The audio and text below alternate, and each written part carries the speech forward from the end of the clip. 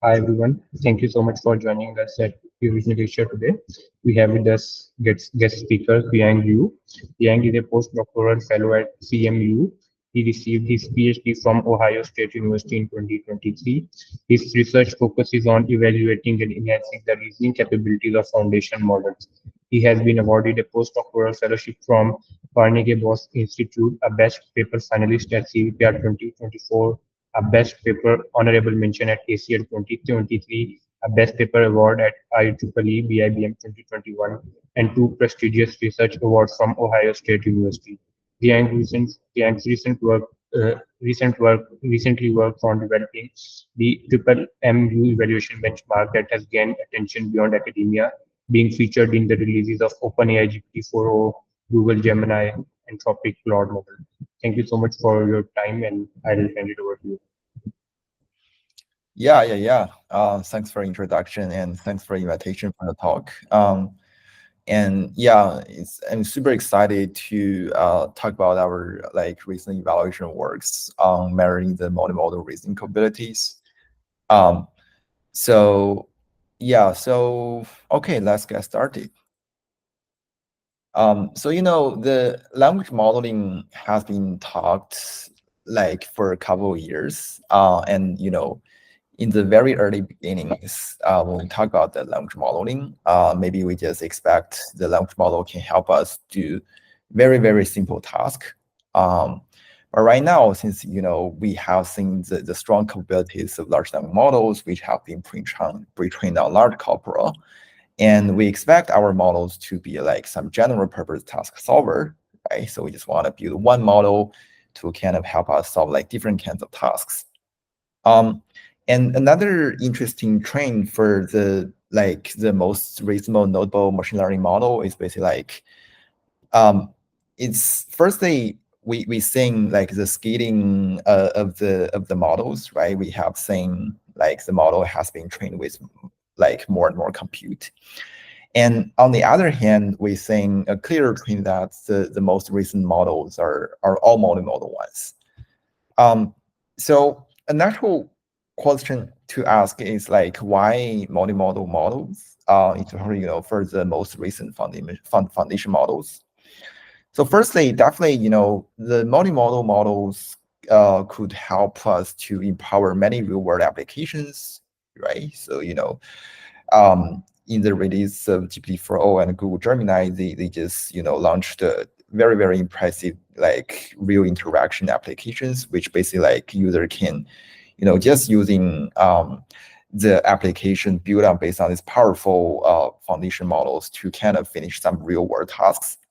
So that's quite impressive. Yeah, and on the other hand, the very recently, just last week, GPT, OpenAI dropped the O1 model, which is kind of very capable of solving very challenge raising problems. And basically, it's actually becomes the talk of town. People talk about this kind of new model everywhere. And one important thing that make people very excited about this model is it could solve very challenging and complex reasoning problems, compare with GPT-4o and other baselines. So why people think complex reasoning is very important, for both human and maybe the so-called artificial general intelligence or AGI. So basically, based on the Wikipedia's definition, so by saying reasoning, we basically mean reason is a capacity of applying logic, by drawing this conclusion from your existing information, right? But more importantly, it's kind of a distinguishing ability possessed by humans. So I mean, that's basically people why I feel this kind of complex reasoning is very important. So see, if we expect our models to achieve the so-called AGI, basically we expect our models kind of solving very complex reasoning problems, because we deem the reasoning as one of the foundational capability of humans, and it's just a distinguishability possessed by humans. So that's the reason why we really care about like solving complex reasoning problems, we expect our model to kind of, solving different challenging reasoning problems so that, if we want to achieve the so-called AGI. And actually, I want to like dive a little bit more about AGI. I mean, like different people may have different definitions about this term. And here we actually want to echo a definition proposed by like Morris et al. Last year. So basically, they classify the AGI into 5 levels, from level 1 to level 5. So level 1 basically means the emerging. Oh, there's level 0, so no AI at all, or like no intelligence at all. But from level 1 is kind of emerging, and like level 2 competent, level 3 expert, level 4 vertical, and level 5 superhuman. So at the end, we expect our model to kind of outperform 100% humans. But like among all of these levels, we think the level 3, so the expert level, is kind of important. So firstly, by seeing the expert level, it basically means, okay, we expect our model to outperform at least 90% of the skilled adults. Okay, so that's our definition based on the Morris et al. Paper. Why it's important? Because firstly, it's kind of like, we expect our model to solve some expert level tasks. But on the other hand, this is kind of the substitution threshold for machine intelligence in lieu of human labor, right? So it's of both intellectual and societal importance to closely monitor the progress towards expert AGI. So that's the reason why we think the level 3 is kind of important. And right, on the other hand, like how can we measure this kind of expert level AGI, or in general, like measure the progress of our AI model? It's very important. I mean, in the past days, people are really like super excited to make the models like super strong, super capable. But on the other hand, we really need some evaluation measurements or evaluation some metrics or benchmarks to kind of, help us to monitor this kind of progress. Because if we don't have like really good evaluation suits, that's basically mean, okay, even if our model's ability has been upgraded or has been improved, we are still not sure like what is the real performance. So like a good benchmark can really get the model development, can tell us, okay, like what are the strengths and what are the weaknesses of the current developed models. So that's quite important. And there's kind of a famous saying like, if you cannot measure it, you cannot manage it, right?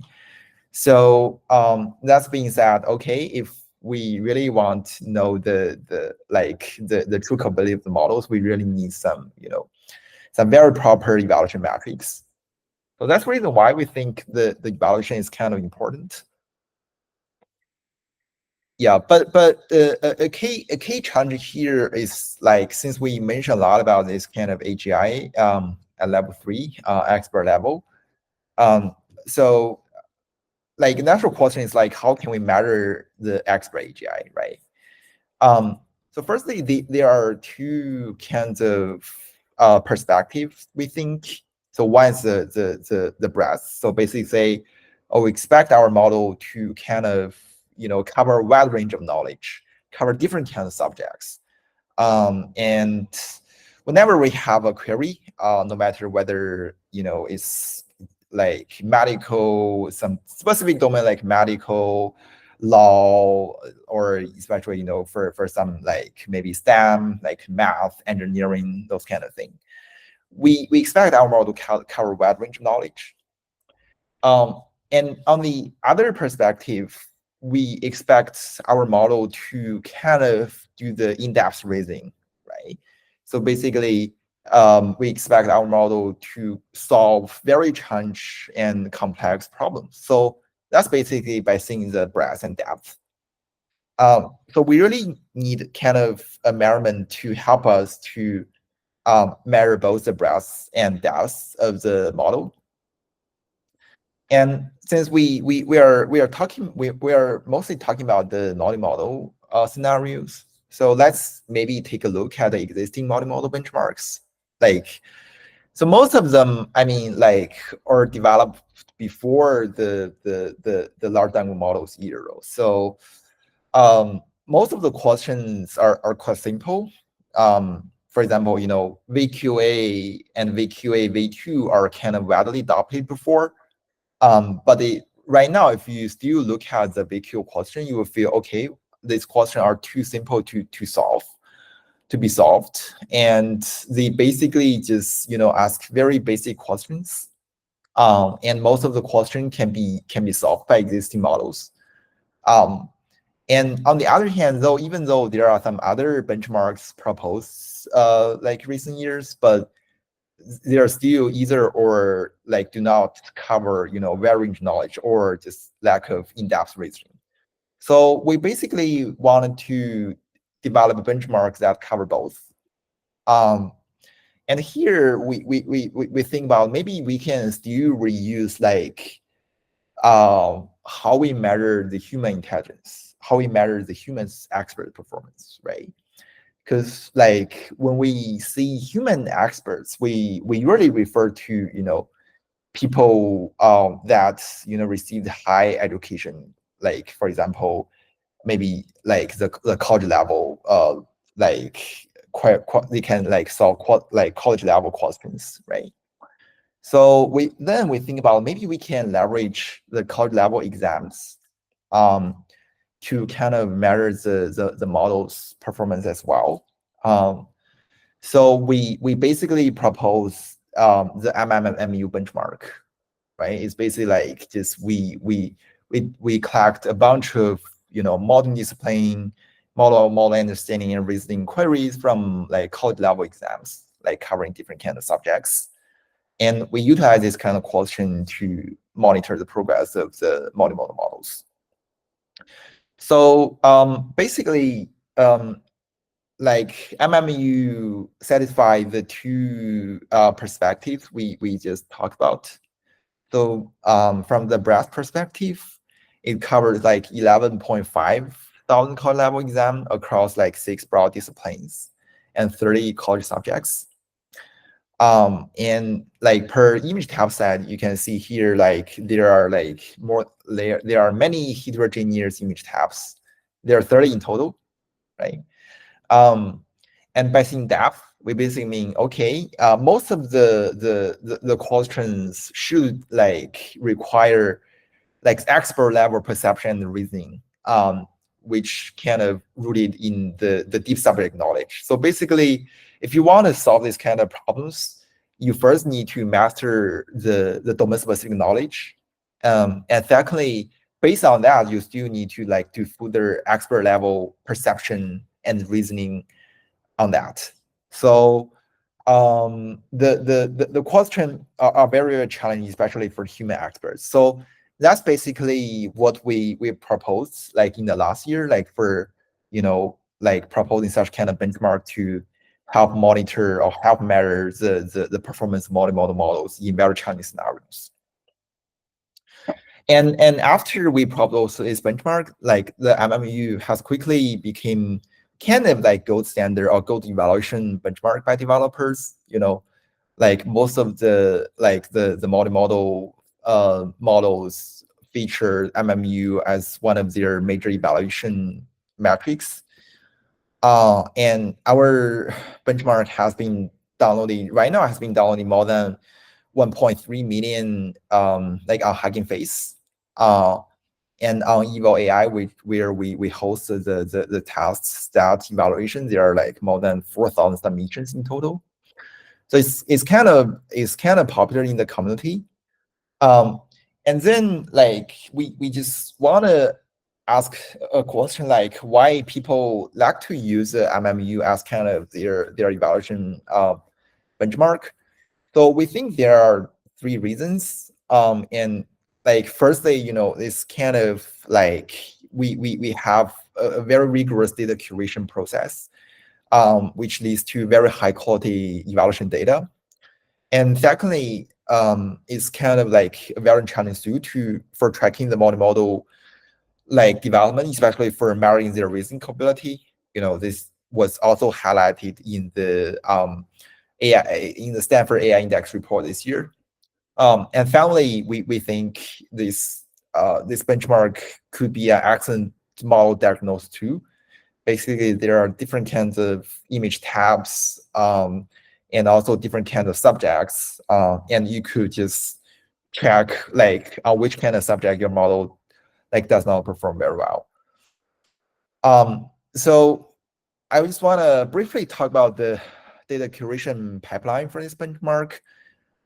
So basically, as we said, we just use the collect the college level exams question in this benchmark. So basically, the first thing is we need a subject list, right?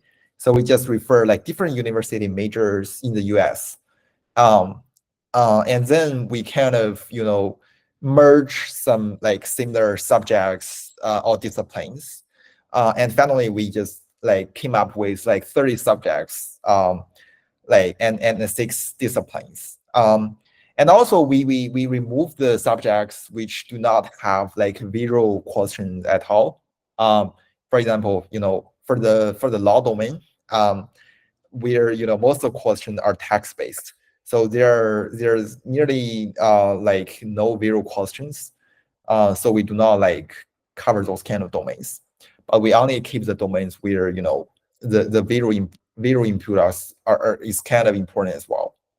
So that's the first step.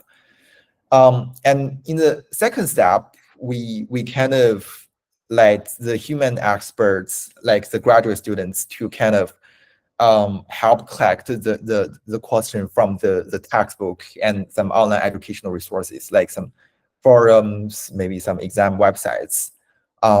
And we came up with a very clear annotation guideline or protocol, and everyone should follow that protocol when collecting the questions. For example, one important guideline we highlight is that when collecting the question, we should definitely make sure that the answers is not directly followed by the question.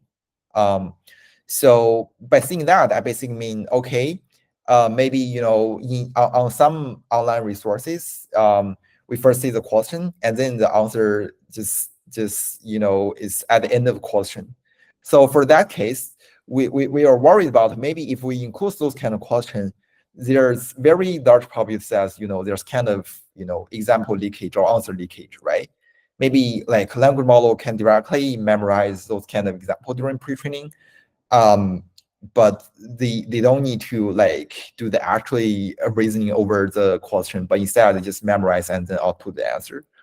So when collecting the question, we require every annotators to kind of collect questions where their answers are not nearby.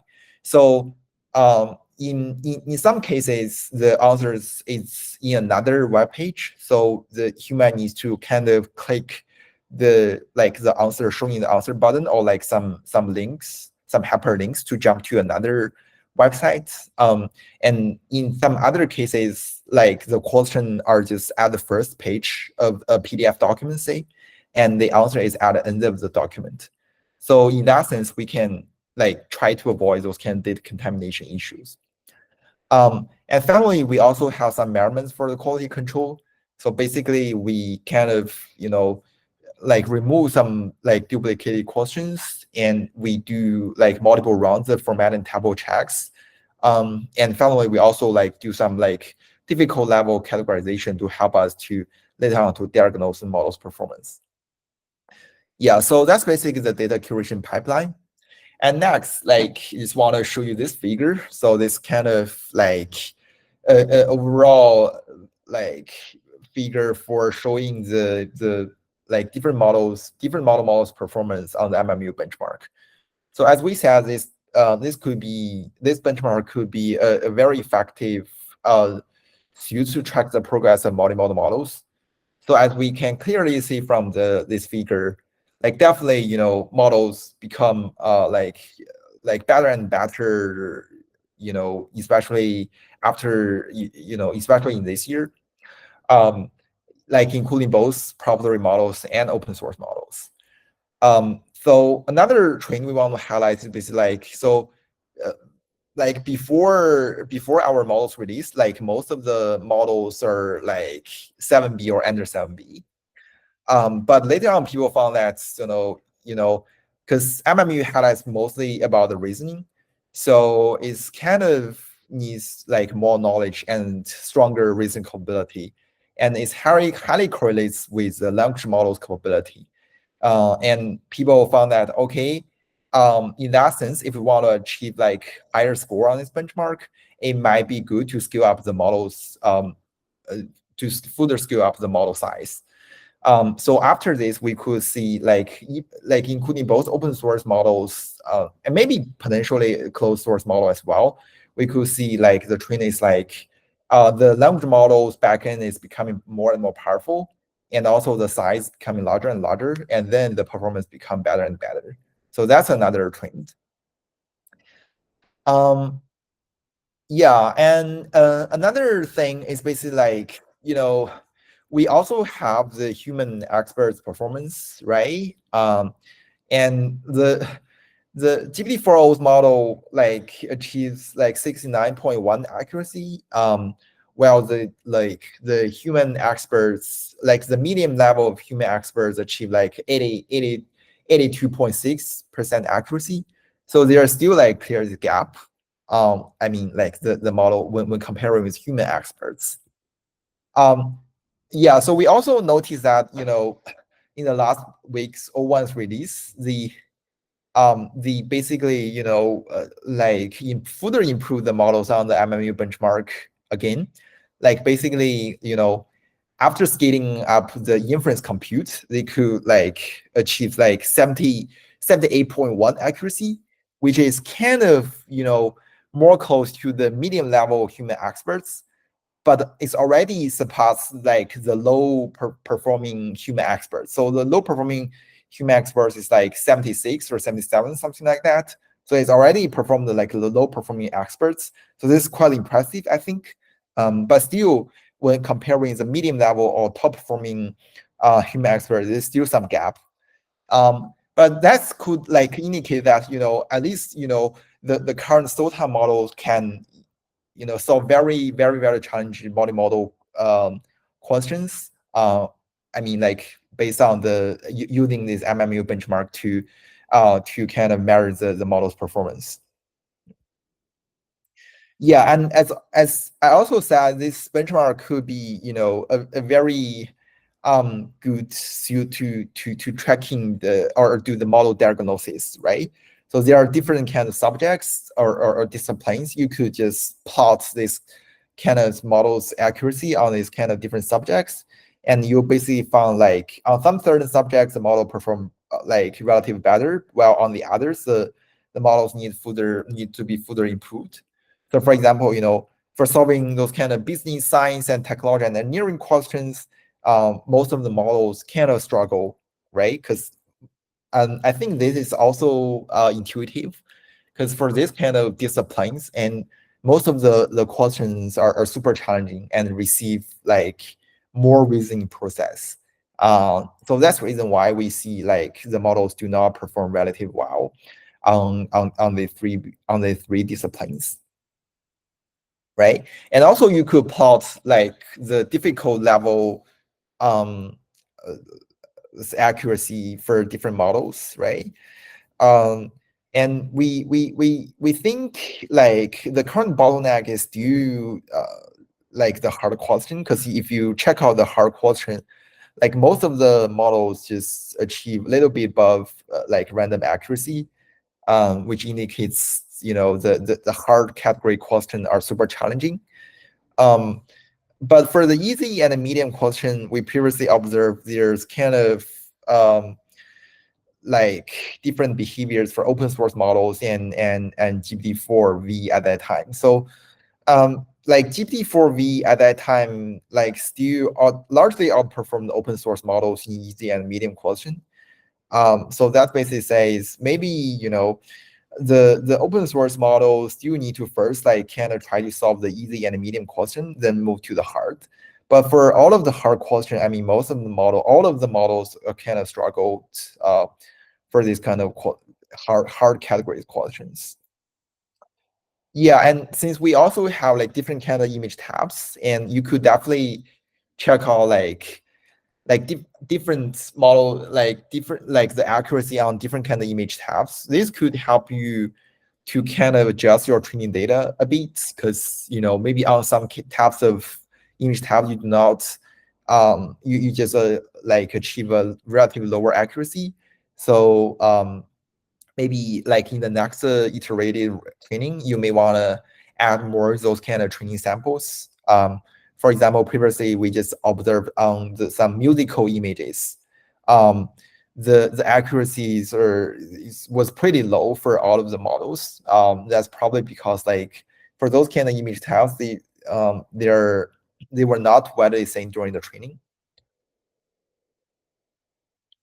And definitely you could also like check out some current examples based on the model's explanation.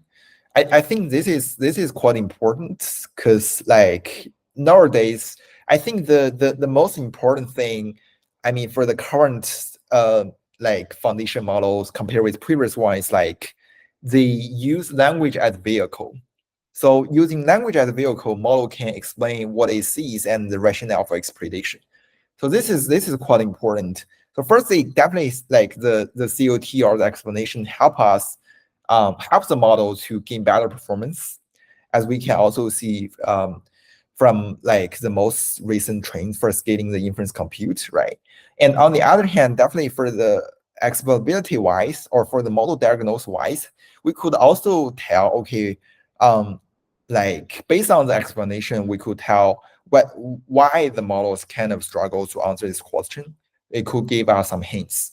So this is quite important. So language as a vehicle is kind of important for the current multimodal models, right?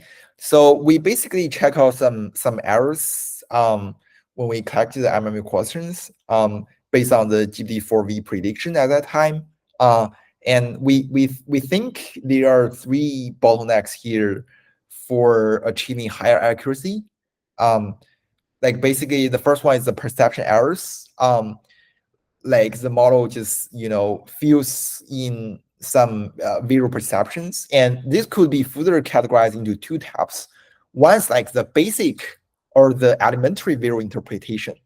So maybe then the bottleneck will be the at the image encoder part. But there's also another like perception issue, which more related to the knowledge part, that basically maybe because the model lacks of such kind of domain knowledge, which kind of prevent the image module to kind of understand the queries and understand the images. And so then the second and third one is like the lack of knowledge and reasoning, right? So the knowledge is kind of important, and we will talk about later.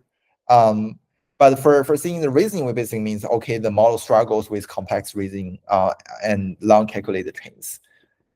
Yeah. So why we think like knowledge is kind of important here? Because like if we check out some error examples, we will find that most of the error cases are like caused by lack of deep subject knowledge. So lack of deep subject knowledge can lead to both perception errors and reasoning errors. So we think the knowledge is kind of the foundation for perception and reasoning. I mean, especially for solving this kind of very challenge problems. And in some cases, like grounding, referring, and also like the spatial wise perception is still the bottleneck. And I think people talk about like the spatial part, spatial related reasoning for a couple of years, but still like the current model still kind of struggle with this kind of spatial wise and grounding and referring things.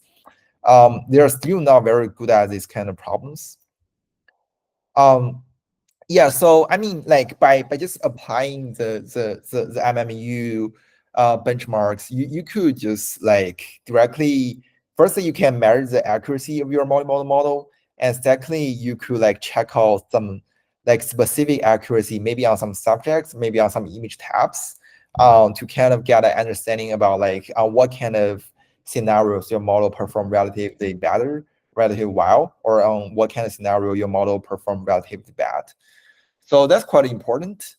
But after we release this kind of benchmark, on the one hand, people find people love this kind of benchmark. People think the quality is pretty high, and people want to use this benchmark to measure the model's performance. But on the other hand, people also give us some comments for say, okay, like for many of the question, or for like at least a significant portion of question, they can be answered by text-only language model without seeing the images. So when collecting this kind of question, we actually like had a annotation guideline saying, like you can't, like when doing the annotation, you need to make sure the question cannot be solved without images. But still, like like the people still found like a significant portion of the question can be solved like without the images. I think there are two reasons here. First thing is this, like even though we adopt some methods to kind of avoid the contamination issue, right? Because like for example, in our annotation guideline, we try to cut question where answers are not nearby. So we kind of have some methods to protect the data contamination, but there still could be some answer leakage, I could imagine. And on the other hand, we think the model is the language models are really capable or good at guessing the answers. So like in some cases, even though they don't see the images, they could just try to get some hints from the language, right? So for example, we show a case like here, like the answer was generated by a llama 370B instruct. So basically it's a kind of like no vision module at all, but the model could answer this question. Like they say, I do not see the image, but the correct sequence based on standard steps involved, in the bacteriophages infection is more likely to be A. So it's just kind of, could guess from the question language. So then we just want to kind of, firstly, we want to measure the text model's performance on the MMU questions. And we actually found like without images, a llama 370B model could achieve like 41.4 accuracy. So this is kind of impressive. But on the other hand, it also reflects that there are like strong super hints in the question that makes the model like can answer this question even without seeing the images. So we want to avoid such kind of behavior. So we want to firstly filter out those kind of questions that could be answered by text-only language models.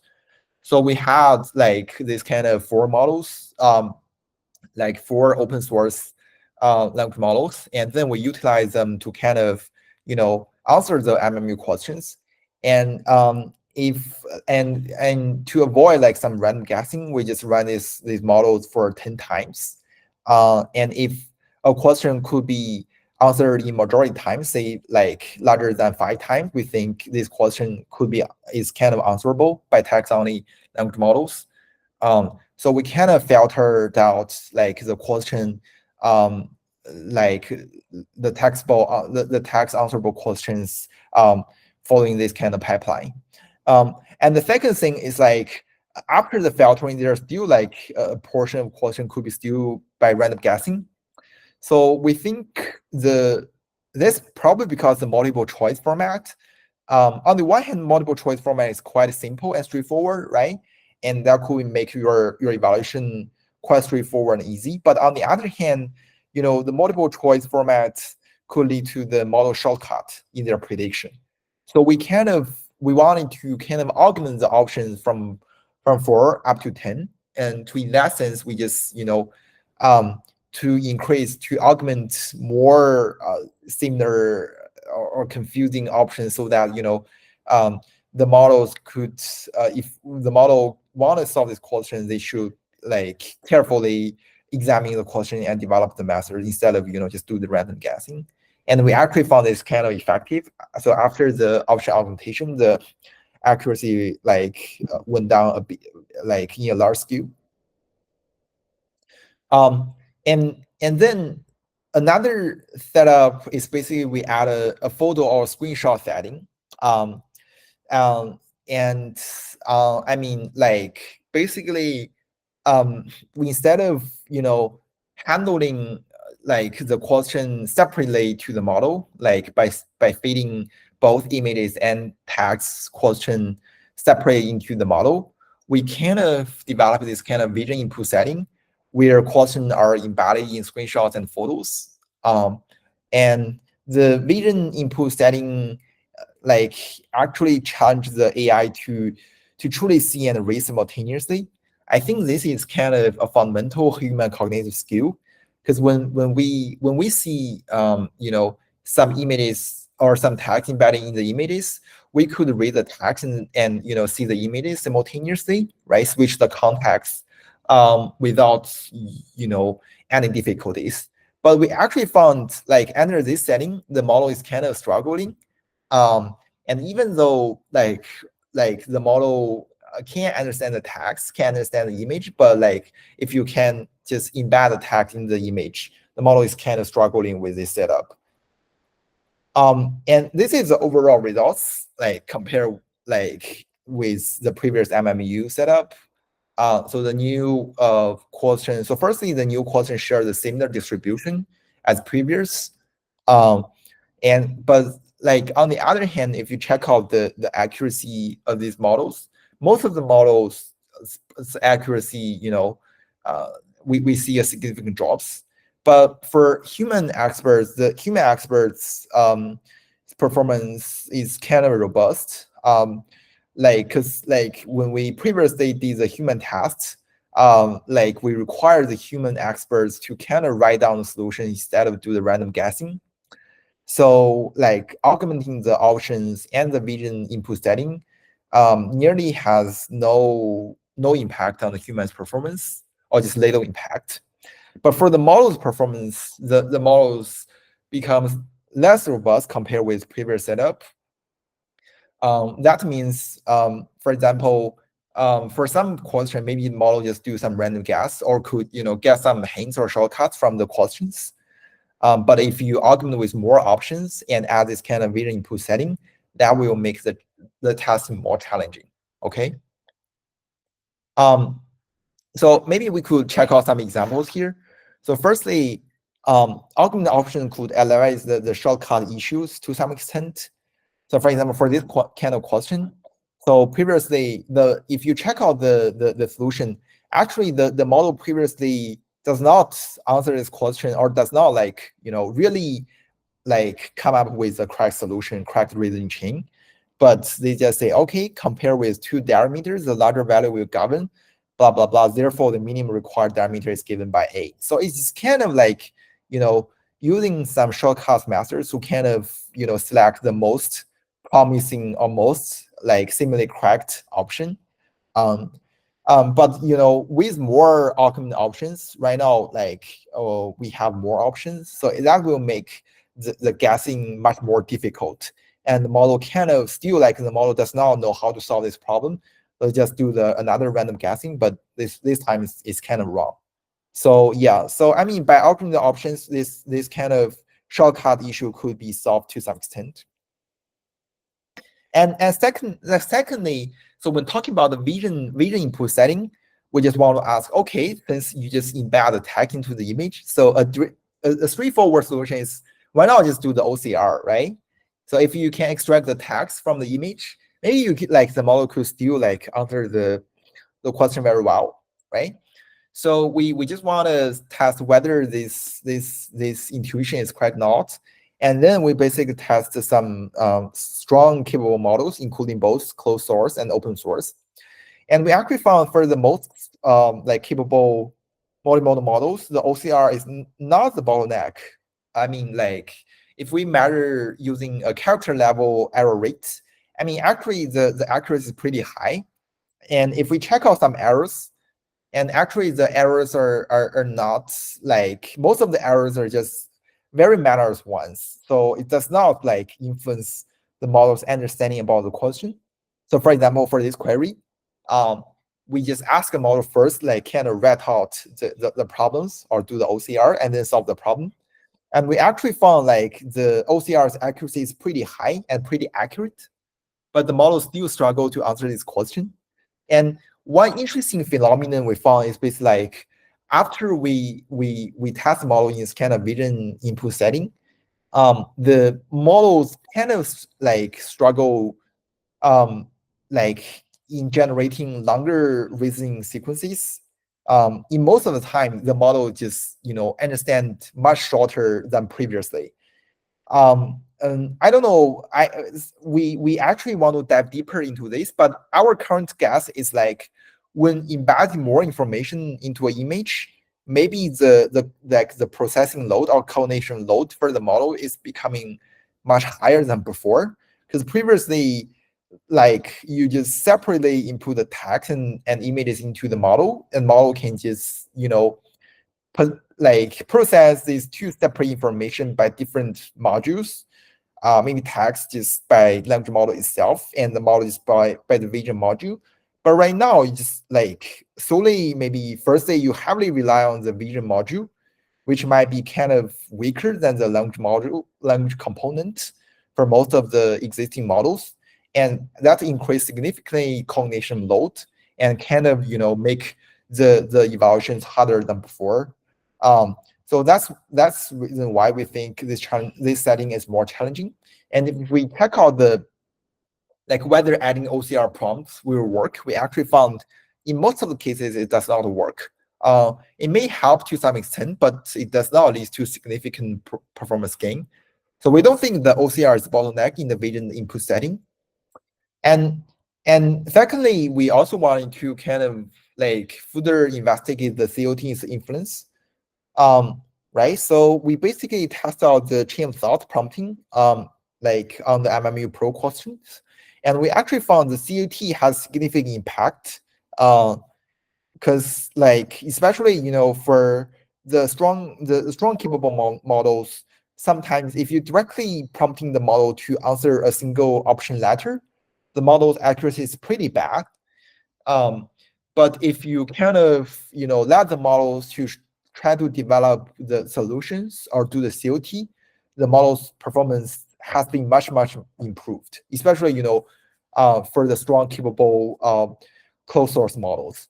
So reasoning definitely is strongly highlighted in this kind of benchmark. If you want to the model answer a question, you definitely need to solve it step by step instead of just do the guessing among the options.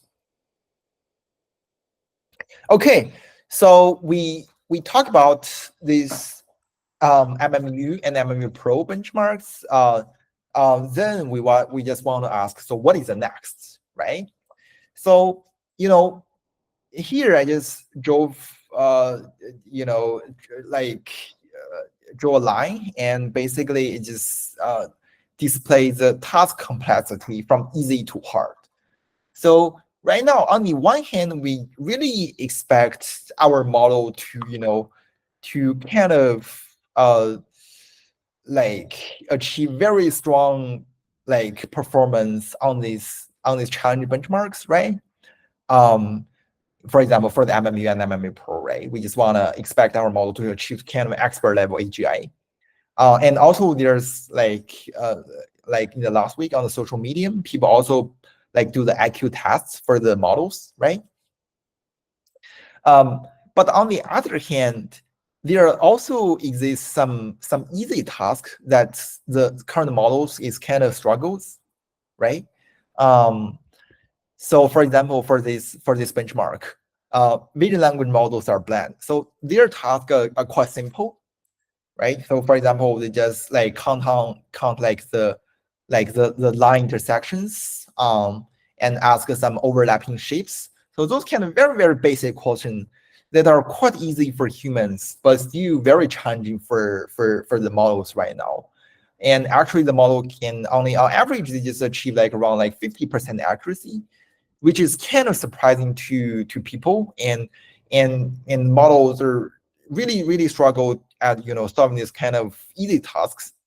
So we think like the model should we should pay attention to like both tasks, right? So like on the one hand, we want to expect our model to solve very challenging task, but on the other hand, we also expect our model to solve very basic task. Um, and on the other hand, we also expect our model to solve some real task in our daily lives, because for the MMU benchmarks, they are mostly coming from the exam questions. But on the other hand, when we use the multimodal models in our daily life, we have like different diverse queries in different kinds of uh, images, right? In different kinds of scenarios. So we really expect our testing scenario to be more real, right?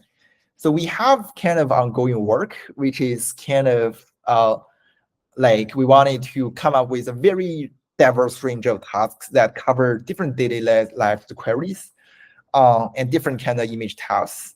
And maybe we could call it a vision BigBench that basically that covers bunch of a wide range of tasks.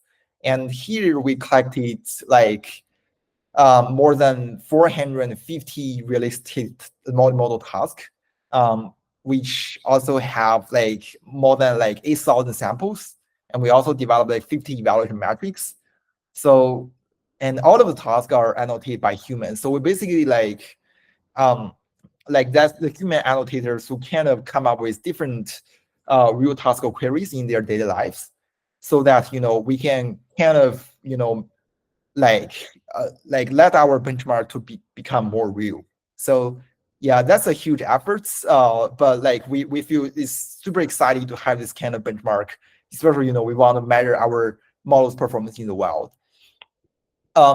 And on the other hand, so we mostly talk about the evaluation benchmarks on English scenarios. But on the other hand, multilingual scenarios is also quite important. Like different like model developer, also including Cohere, right? And it's like super like care about like the multilingual scenarios, I think. Because like we really want our AI products to be finally, um, like used by different countries, people globally, right? So multilingual scenarios is kind of important.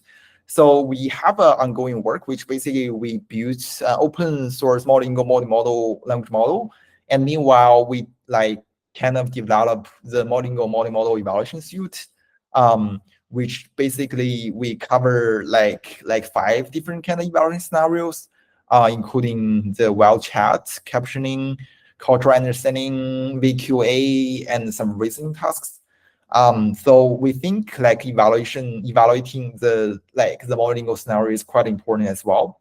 But on the other hand, evaluation in the multilingual scenarios is also challenging, especially there's actually not too many very challenging examples right now. And we basically construct a benchmark covering most of our are from like existing benchmarks, but still the question right now are not that challenging. So we think it might be good to further develop more challenging testing examples and more comprehensive and realistic testing examples for multilingual scenarios as well. Okay, to conclude, I think first day in this talk, we talked about the MMU benchmarks, which have been proved to be essential tool for evaluating and getting the models developed, the multimodal models. And despite the progress, models still face significant challenges, particularly in domain-specific visual perception, grounding, and handling complex reasoning tasks. And future efforts should aim at closing the gap between multimodals and human experts, solving both easy and challenging problems. Yeah, okay, that's all for today, and I'm happy to take any questions.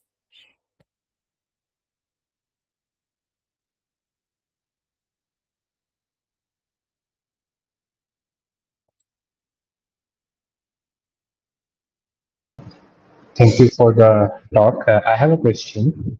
So, in one of the slides, where you showed the performance with chain of thought, uh, in case of vision, the performance of the score with chain of thought is actually lower with the uh, i- as compared to the standard case where it is text only. So, why is this case like why chain of thought works better in the standard case? Okay, so to rephrase your question, you are asking like why chain of thought work here? So why chain of thought works better in the standard case, like in the standard, the benchmark here for GPT-4 is 53.9, Mhm. whereas in Vision it is 49.8. So the chain of thought is less effective in case of Vision as compared to the standard. Yeah, so that's a really good observation. I think firstly, I think like under the vision again, like under the standard setting where you just separately input your image and language, maybe you can unleash more power of your language model's capability, and the language model could more focus on like on the inference like based on the text input. So that's our reason why they could achieve higher performance. But on the other hand, if you just input the vision, you just use the vision input setting, or just input the single image to your model, basically you like have much more cognitive workload on your vision module, which may likely make your language model less focused, and the model needs to process much more complex information in the image, so which may cause like the kind of language capability a little bit lower than before. So that's probably the possible reason leading to that. So I think, Right, yeah, but that's really a good observation, I think.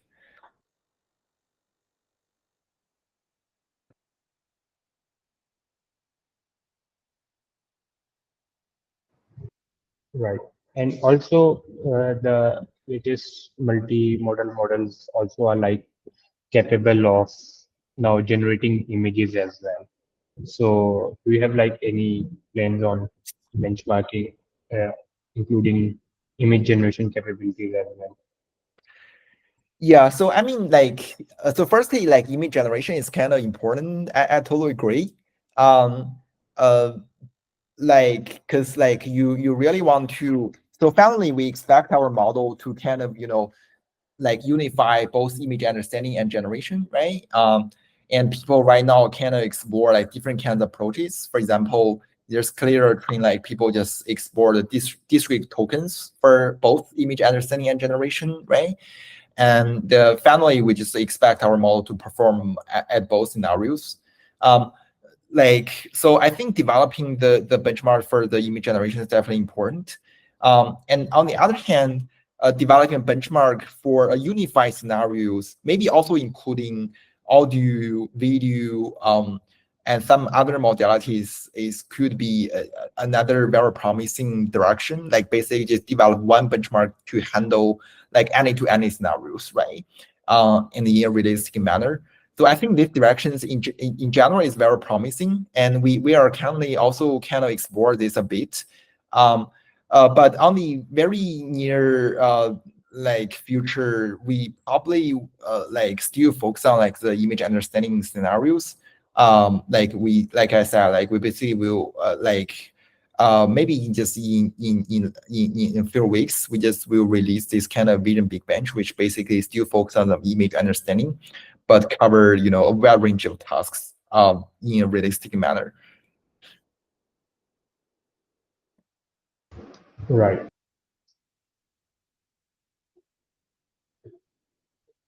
And do you have like alignment examples in this as well, like how well multimodal models are aligned? Uh, uh, you mean like model align with what? With human? Like, yeah, like the human values, the general Yeah, like yeah. RLHS. Yeah, I think that's also kind of important. I think we have some tasks in this Visual Big Bench, I think. Like basically we also measure like how like the response is kind of like aligned with human response in many aspects, including both safety and also, you know, some like some challenging scenarios. We measure both like the safety and accuracy. So we think like definitely aligning with humans performance, aligning with human values are both important. Yeah. Great, thanks. Thank you.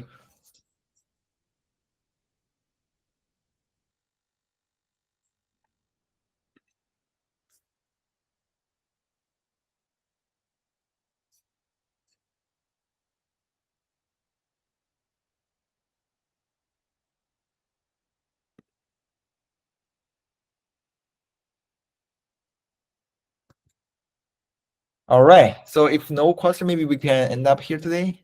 And I'm happy to take any question offline. Just feel free to drop me a message, or DM me if you have any questions about this work. Yeah, thank you so much. Thank you so much for the question. Thank you. Okay. Bye. Bye.